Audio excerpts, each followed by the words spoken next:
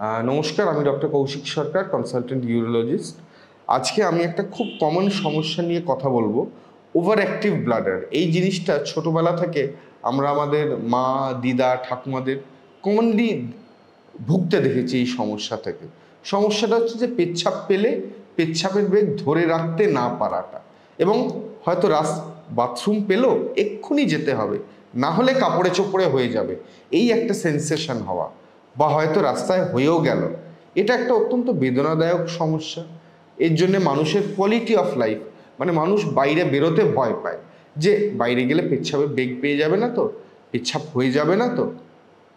তার জন্যে মহিলাদের একটা বয়সের পর সোশ্যাল লাইফ রিস্ট্রিক্টেড হয়ে যায়, এবং তা থেকে তারা কিন্তু খুব ডিপ্রেশনে ভোগেন।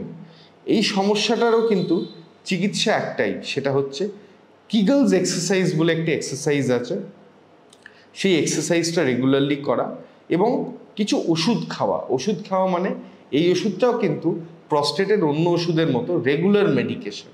মানে এই ওষুধটা আমি একবার যদি খাই, আমাকে ভাবতে হবে যে এই ওষুধটা আমাকে সারা জীবন কিন্তু কন্টিনিউ করতে হবে।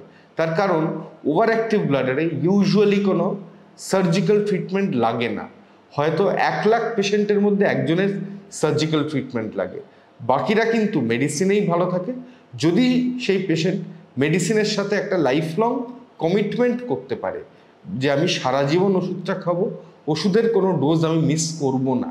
এইটা যদি করা যায় তাহলে কিন্তু এই বয়স্ক মহিলাদের কোয়ালিটি অফ লাইফ কিন্তু আমরা অনেকটাই বাড়াতে পারবো। আমরা এই কোয়ালিটি অফ লাইফ বাড়লে তারা বাইরেও বেরোতে পারো, স্বচ্ছন্দ হবেন, এবং তার সাথে কোয়ালিটি অফ লাইফ অফ ইমপ্রুভমেন্টের সাথে তাদের কনফিডেন্সও বাড়বে।